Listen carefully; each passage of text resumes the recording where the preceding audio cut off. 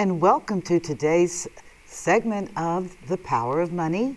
I'm your host, Michelle Graves, affectionately known for the last 40 years as the Money Lady, not just in my local market, which is Cincinnati, Dayton, but nationally and internationally. You can pick up this show courtesy of a number of stations in the United States, including New York City, Philadelphia, and other areas. You can also watch all segments on youtube.com, The Power of Money with Michelle Graves. And whatever your area of interest, just type that in right after my name. We've covered a lot of subjects over the last decade on this station, DATV, headquartered in Dayton, Ohio, and really considered the mother of public access television. Why do I love these people so much? And I'm going to take a minute and say that because this is a remarkable, remarkable station.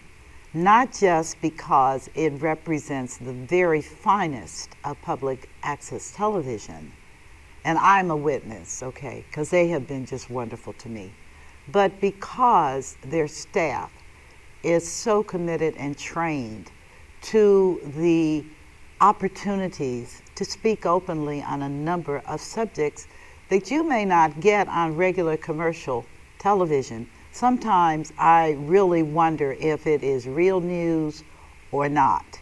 I mean, that's how serious the times are that we are in.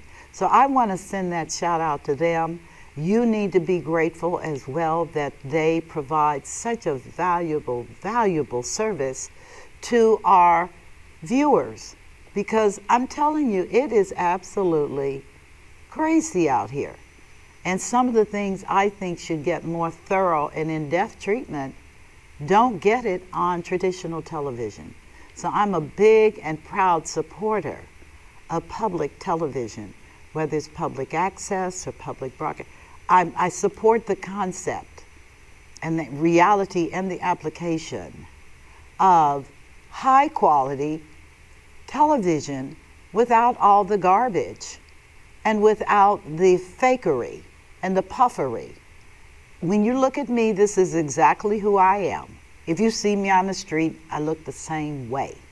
And I think that's important because we wonder anymore, what is that photoshopped or enhanced? No, it's none of the above. I look this way and I've looked this way on television for well over 20 years and certainly in this station over 12 years. So I want to say that so that you can appreciate the freedom that comes with public access television.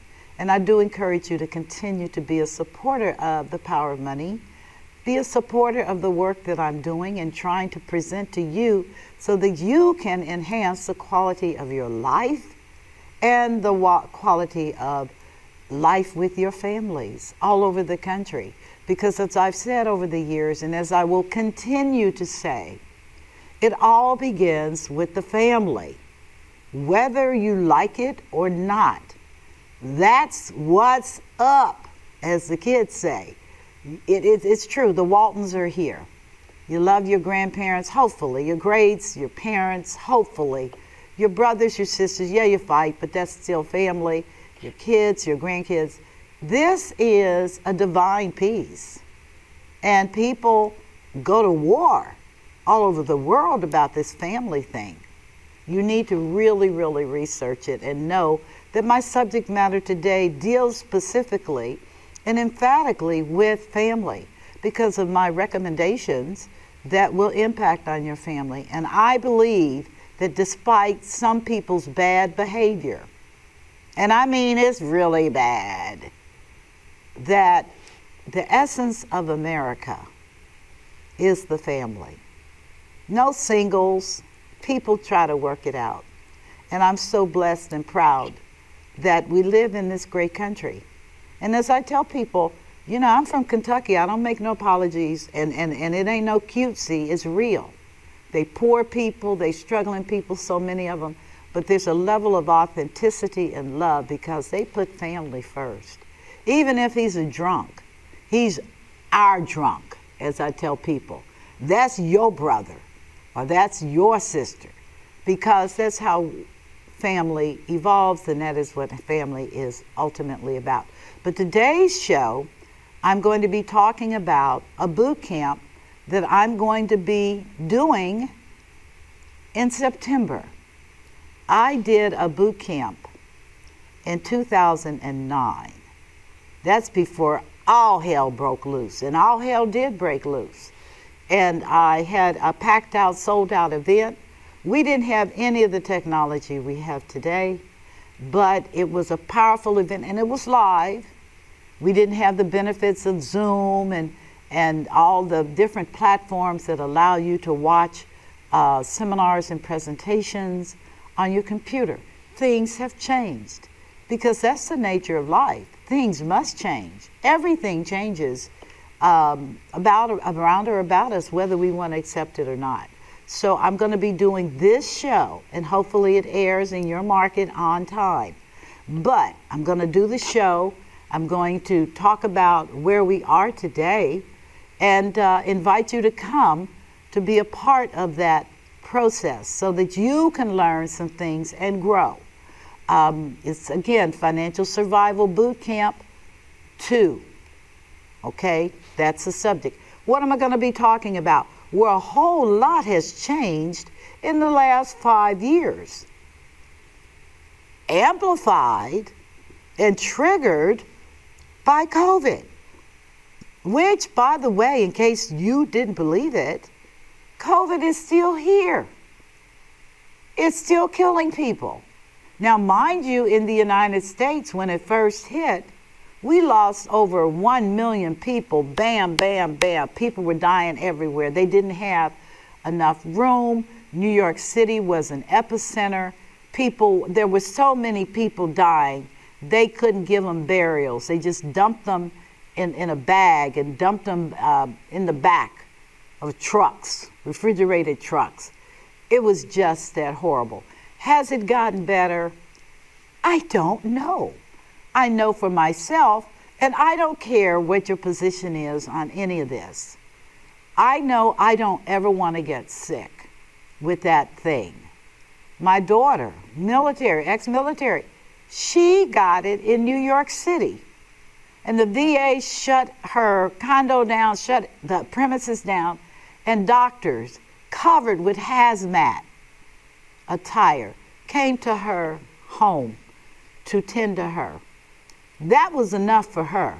She and her little doggie packed up and moved to Las Vegas. She said, "Mom, I look out my back window, it's nothing but body bags and dead people." And that was a shock because in America, we're really not accustomed to that, but it did happen. So COVID, what it forced us all to do is to go into quarantine. Do you remember? Has it been that long ago where everybody had to come home? Schools were shut down. Kids, even homeschool, everything was shut down. Everybody had to be at home. Grocery stores ran out of food. Staples, gone. Necessities, gone. I couldn't believe it. Gone. Period. Done. Farmers market, gone. Stores, people were paranoid. Don't get close. Stand in line at the bank 6 feet deep. Remember that? That happened here not that long ago. And I do remind people, and I'm going to talk about it in the time I have here right now, what you need to know so that you can be about your business and know that I'm not just making this stuff up. It's real. The first thing that changed behind COVID was you found out whether you had family. And if you didn't have family, that was not a good situation, because if you became sick and you didn't have anybody, then your world got very, very convoluted. I think that's a kind term. Who do I look to? Who do I lean to? Which brings up one of the things I want to talk about. Who can I trust? Now more than ever, you need to identify someone that you can trust. And prayerfully, it's a family member. They don't have to be smart. They just can't be thieves. Okay? And have a genuine love for you. That's important. Since we know all of each other's dirt anyway in a family, at least you can know who to trust and who not to trust. But the first thing you want to talk about is, in looking at your family, who can I trust? Why? Because as we move down this path, we have to have people involved in signing documents and being assigned certain roles. And you don't want people that you can't trust in that seat. And like I said again and again and again, it doesn't matter if they're smart, okay? What matters, and I found this from 40 years of dealing with people and their finances, you better have somebody that will not steal your stuff. As many seniors will tell you, that all of a sudden that favorite set of pearls is gone, or his money watch is gone. Who took it? Well, somebody in your family is a thief. And you and I don't have to exchange names, but that's not the person you want to put on your important documents. So it's an issue of who can I trust. The second thing is information.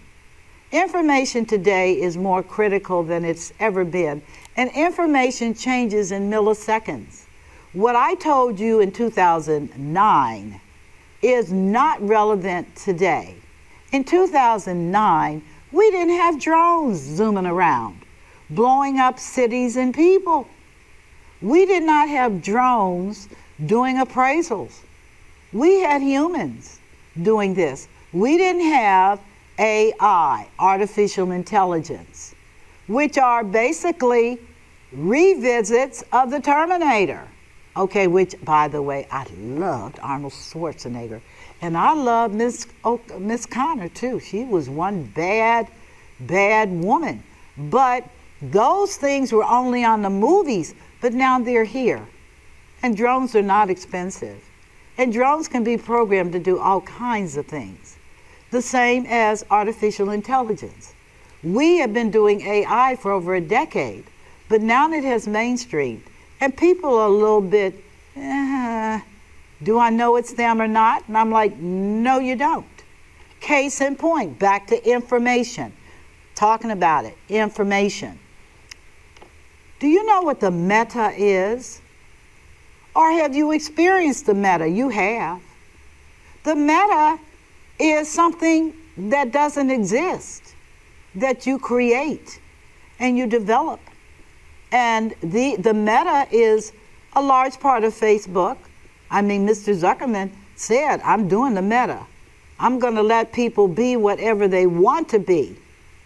Think of the Temptations and Cloud9. Go to Spotify or go to Apple and turn it on and listen to it. That's 25 years ago. It says in the lyrics, listen to me, please. You can be what you want to be on Cloud9. In fact, we have a whole technology called the cloud, where you upload stuff, save stuff, revisit stuff that you don't want on your regular computer. The cloud, okay? And you pay for that, by the way. But let's talk about the meta and why information is so important. Because you don't know where the information is coming from. So it requires you to dig deeper. It also requires you to source more seriously and don't be dismissive. Case in point, I've not talked about Bitcoin on television. Why? Because the technology was evolving and I needed to know whether this was a process and a product that would mainstream. Well, folks, it has mainstreamed and it's going to be an increasing part of our life. It is, whether you like it or not. Countries are using it as a form of currency. Corporations are using it as a form of currency. So, you put on your information cap and you say to yourself, Well, what does this mean for me and my family? I don't do Bitcoin. Well, my question is, then what do you do? And is that a valid way of currency transaction as we move forward? Or are you going to know so that when your bank embraces digital coins, which they're doing now globally, that you won't be left stuck? Yeah, that's how fast things are moving. And how do you get your information? Well, you're going to get your promptings in the meta. Yeah, you are. That thing that didn't exist, that now exists, spurting out stuff. But it's going to be up to you to verify and validate for your family. That's a fact. And not just that type of information, all kinds of information. Okay, case in point, information. Why are all of the retail credit cards that are out here converting and notifying all their retail customers who have that card that the annual interest rate is 34.99? They're sending letters, all of them, Macy's, Nordstrom's, Dillard's, on and rat-tat-tat-tat-tat, 34.99. You say, what's the big deal? Excuse me? That's the top of the food chain. That's a lot of money. People use their credit cards, not just for food, but they use it to pay for cable bills. They use it to pay for clothing. They use it to pay for gasoline. They now use this plastic piece of junk for their daily living needs. Why? Because they're not making enough money to cover their household expenses. Your rent is through the roof. You got to feed your kids. You got to feed yourself. You've got to deal with gasoline. And you got this piece of plastic that you're looking at. And humans, because we're adverse to pain, are going to use those cards. So, the gas that you use with that card, you buy your gas for your fill-ups, if you can't pay the bill off in less than 30 days, then normally interest whacks on it. How comfortable are you if I told you your gasoline is not $4 a gallon, but if you finance your gasoline, that you may be looking at something close to, when you adjust, $6. How does that make you feel? And how does that change your decision making? Just that little piece of information. And if you have one of the cards, you got the notice, you probably threw it in the garbage. You shouldn't have. You need to go onto the website and see what you're paying and see if it's really worth it. Okay? Now, I caution people today, and in the times past, because I'm not a young woman, I was a thrifty. I think that's what young people call it today. I went to thrift stores when my children were small, because as a single mother and divorcee, I could not dress them Macy's or top of the line. I had to buy these clothing and fix them and sew them and clean them and let them wear these items. We didn't have the fascination with designer gym shoes back then. Thank God, I would have been impoverished. I can't pay $400 for Jordan shoes for my son. He's not on that page. But they didn't know. And that was a good thing, period. And you could buy a little outfit for $1.99. I got news for you today. You need to see what the thrift stores are charging for this stuff. I mean, I was like, but it's donated. And their response is, we have to pay our people, and this is capitalism. We're entitled to make profit. And I'm like, yeah, but there's something that doesn't feel right. Okay? So I won't be coming over to do anything. I don't need clothes anyway. But when I think about younger people and the options they have or don't have, that's not funny. When people don't have food in their refrigerators, but they have that little card, the first thought is, can I use that card at McDonald's or Wendy's to feed my children? I don't care if a McNugget is unhealthy. My children are hungry, and if you know anything about children and hungry, you're going to stuff them with whatever you can get. So the information today is with them ratcheting up interest rates on daily purchases, you're going to pay for them. You're going to pay. And have you looked at that? Now, please don't get it wrong. I understand about housing costs, and I understand about child care. But may I submit to you, out of every famine is a feast. It's just yin and yang. If you cannot afford to feed your children, I'm going to urge you to use the technology of internet and type in food banks. Did you hear that? Food banks. Those are nonprofit entities that give away food. And you know what? The list is long. It's not just your standard food bank and a few churches. This is a business. The business of feeding people is big and growing. Why do I say take advantage? Because typically you will qualify based on your income and the people in your household. Is the food poor quality? Absolutely not.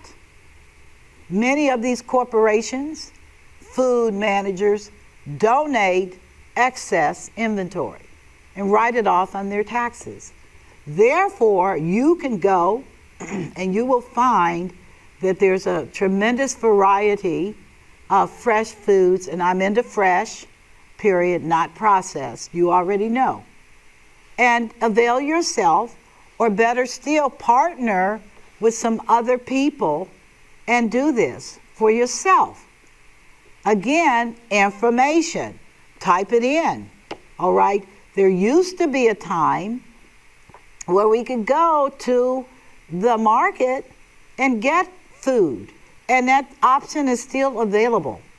But I'm saying to those of you that don't even have that option, to take advantage of food banks. Why?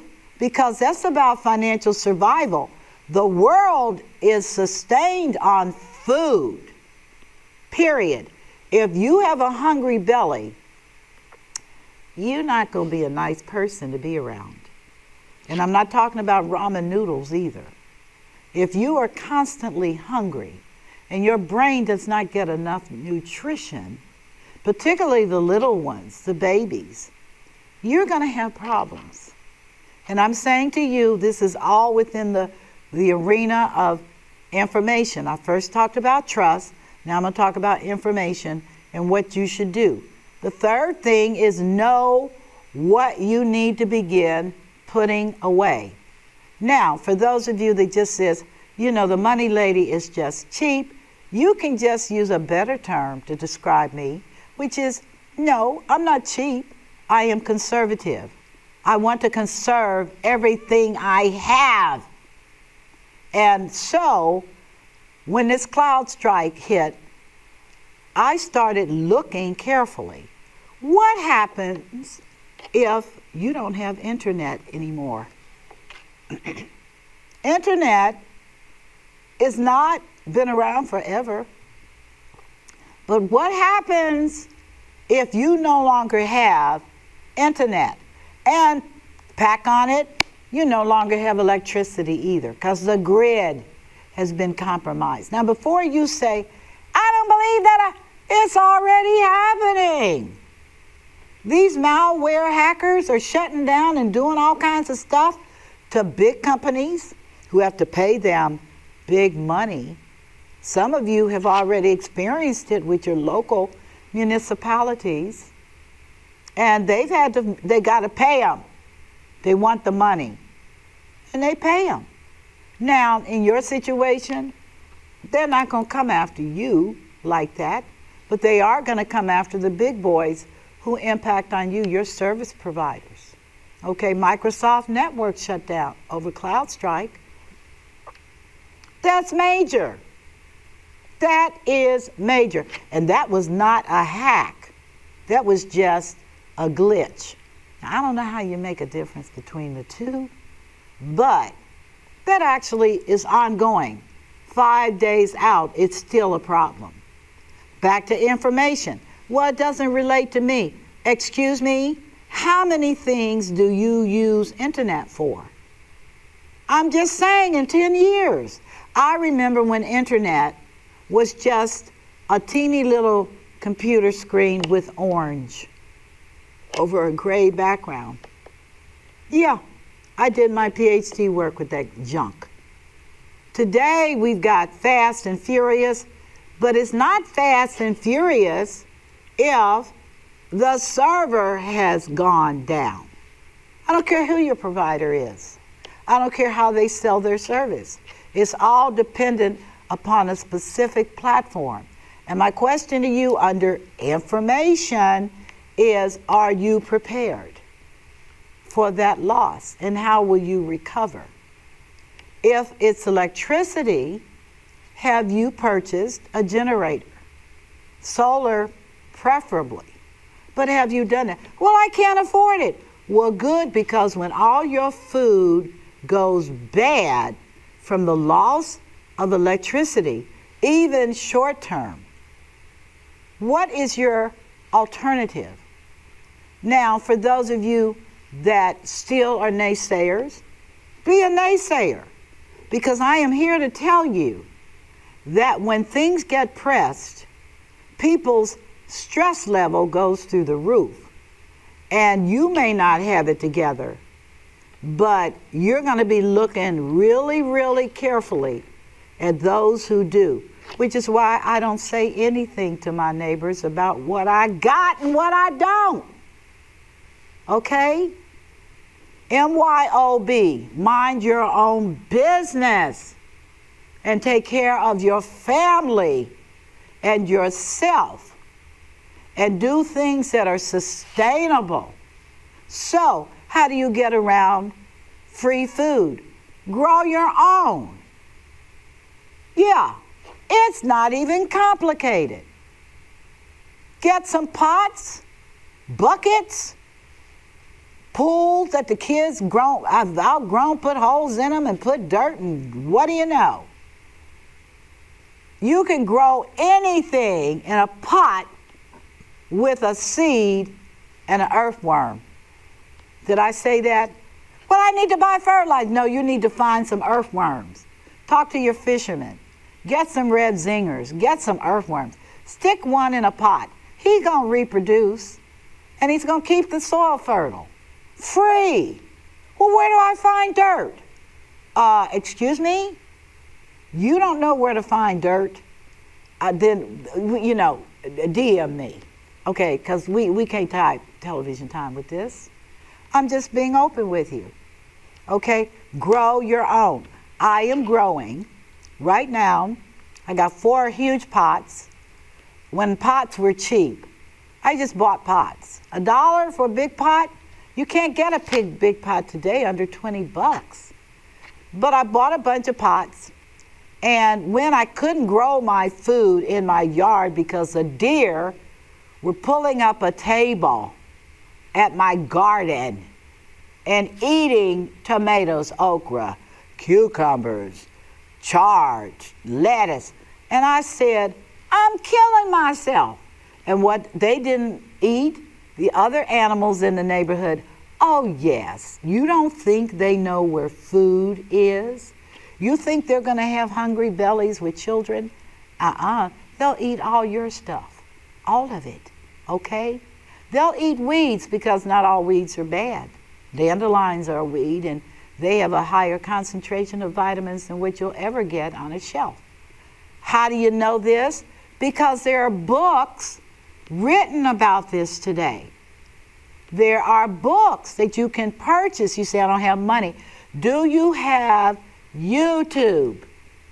YouTube will teach you how to garden. YouTube will teach by gardeners, by people that garden, farmers, all the above, so that you can learn. They're not cheap on their information. And I will say to you, you say, I don't have a computer. The public library has computers, free. Get a library card, free. Do the research and get the information, free. Start looking for buckets and stuff that other people are throwing away. I'm not kidding you. I don't give up any of my buckets. I just don't. I don't care, and they're nice buckets. I use them to grow all my food now, except for my weeds. My purslane and my dandelions and my lambs, wool and all of that are grown on the side where all the deer ate up all my stuff. So I just planted weeds. Why? Because most weeds are incredibly edible, meaning they pack more punch than a vegetable. And the deer and the animals won't eat them. I'm so glad. Okay? But just if you think I'm kidding, you need to see the price of a dandelion bush for 5 leaves anymore in the grocery store. $5, $3, $3.99. What? Yeah. That's because they know that most people are lazy and would rather pay them $4 than to grow it themselves, because the thing about a dandelion, that thing is fierce, and it'll just keep multiplying and keep doing those little puffy balls that the children like to blow on. They will grow, and you can eat. They are great with salads, along with your lettuce that you're growing in your pot, and your other condiments that you're growing in your pot, including your tomatoes and cucumbers, yeah, and green beans, and okra. All of these can grow in pots. So when you tell me I don't have a yard, I will tell you, but you got a pot. I bet you got a pot. I bet you walked away from pots that are being thrown out to the garbage. Stop your car and get those pots when you see them, because that's money in your pocket, and it will also enable your family to survive. Now, we talked about that's not the only information. You want to be alert to all information. Sometimes it'll just be a blurb, okay? It moves that fast. But you want to be attentive. I ask all of my students, why the heck is Russia so interested in Ukraine?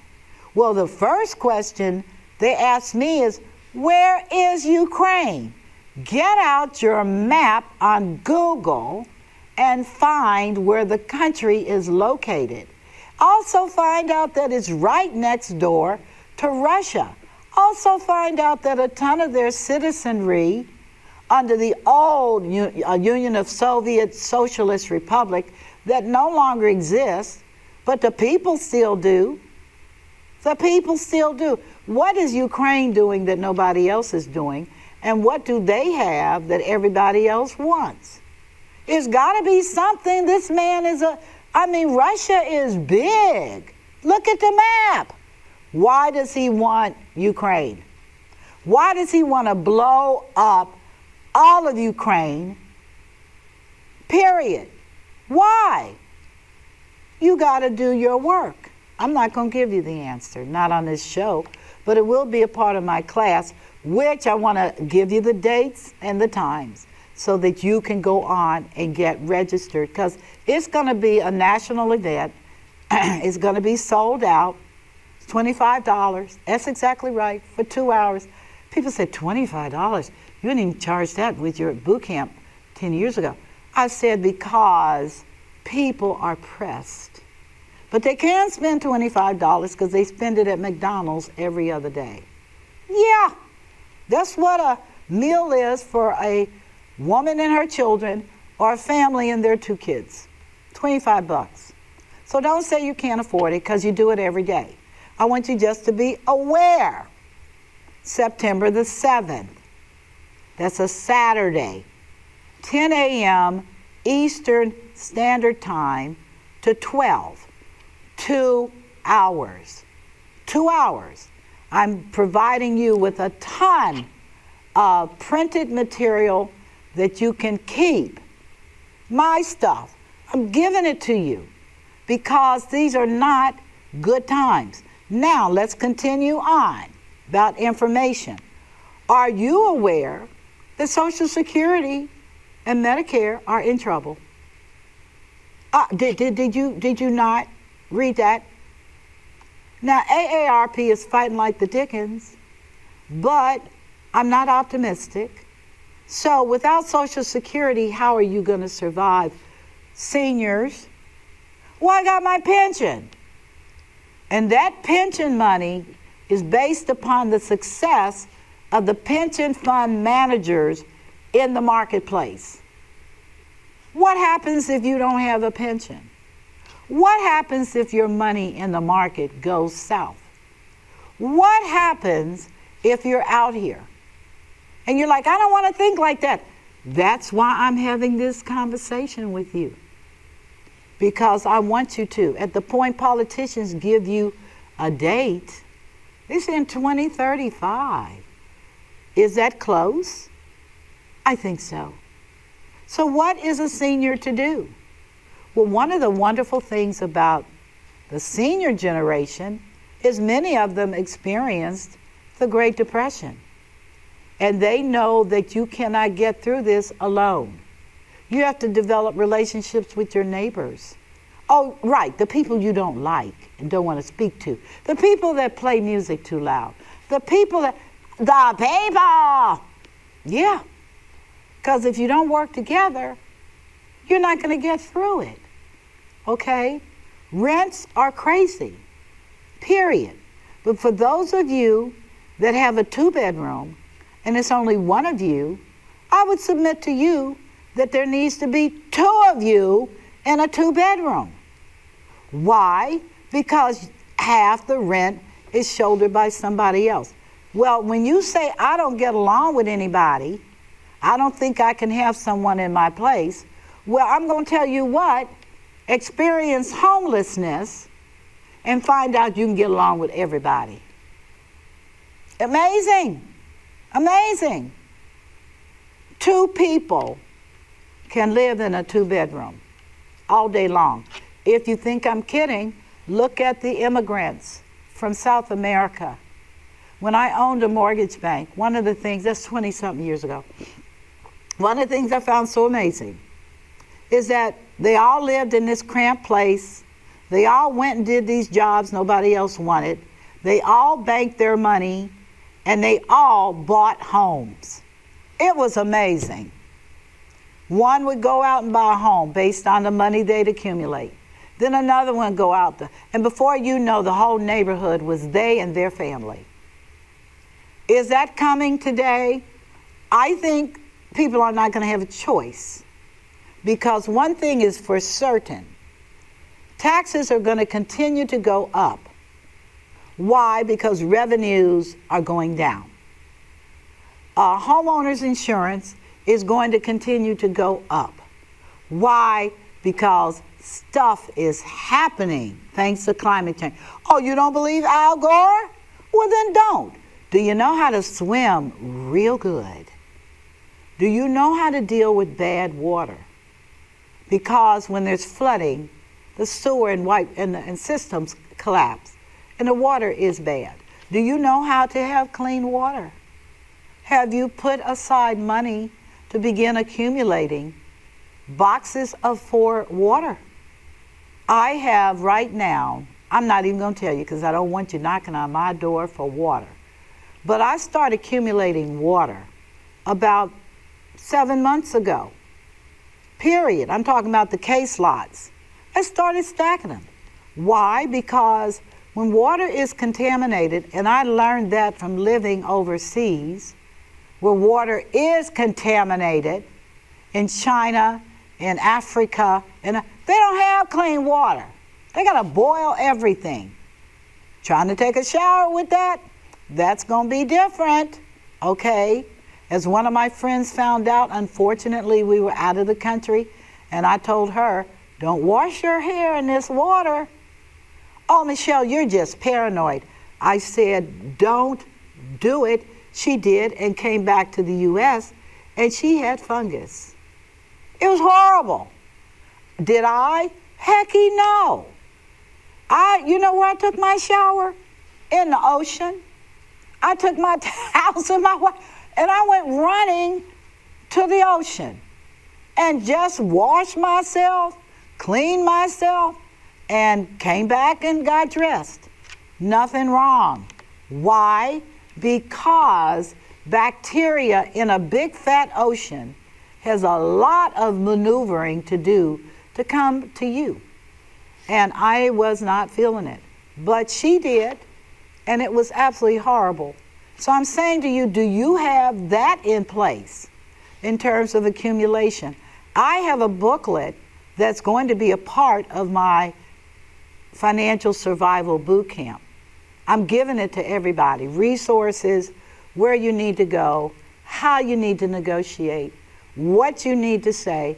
And I will also say to all of you, if you are in debt now, I'm talking about credit card debt, you need to get a second job or have a side occupation or a side hustle. Cook pies, bake fried chicken, fix dinners for single men. You become a business person to feed yourself because your goal is, I got to get out of this debt. And that means invitations after work to go to a bar. What do you have in common with alcohol that you can't go and buy yourself at the liquor store? If you do that, I don't drink. But I'm saying that those of you that do, what is so fascinating about a bar or a club where you would blow money like that? And you've got debt and you've got other things going. And I don't have to tell all of you that the notion of you running out and buying a truck, unless you're using that truck to haul stuff for other people for revenue, or you're using that truck for other things, don't do it. I just heard that GM had record earnings, mainly from people buying trucks. And I'm here to tell you, I know they're not using the trucks to make income. They're using the trucks to drive up mountains and have an experience, because the television and internet has marketed the experience. You can be in this fancy pants truck and you can experience life. I'm going to tell you what you're going to experience in that fancy pants truck. You're going to experience a truck payment. And if you're delinquent, you're going to experience the full faith and power of General Motors, Ford Motors, credit collection people. Yeah, they are relentless. So you say, what's the answer? If you got an old truck, fix it. Make sure it stays, oil change, antifreeze, that kind of maintenance. Take care of your stuff, because you're going to need it. Okay, because it's going to need to haul stuff. Okay?